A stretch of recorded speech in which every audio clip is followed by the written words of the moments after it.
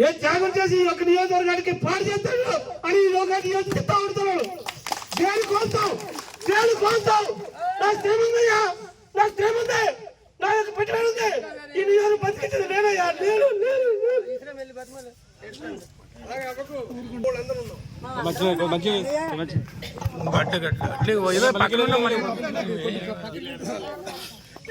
పిల్లలు వదిలేశారు, నా వ్యాపారాలు వదిలేశారు, నాకు ఏదో సర్వస్వం, నా రాజకీయం.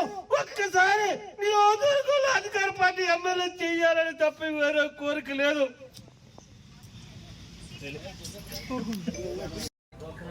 దేనికోసం చంద్రబాబు ఇంటికి వెళ్ళి ఏడ్చాను. నేను గెలుస్తానయ్యా, గెలిచేస్తాను, మాడు గెలిపి తీరుతాను. మా ఎక్క ఉంది, మా అన్నయ్య ఉన్నారు, వాళ్ళ ఆశీస్సులు ఉన్నాయి, వాళ్ళ పెట్టుబడులు ఉన్నాయి. నేను కూడా పెట్టుబడి పెట్టుకుంటాను. చూపించాను, మొత్తం చూపించాను. నేను ఎవడు ఈయన నాకు నన్ను సర్వనాశనం చేసిన టికెట్ ఇస్తారా? ఈరోజు మళ్ళీ బండారు చచ్చిన ఏడుది.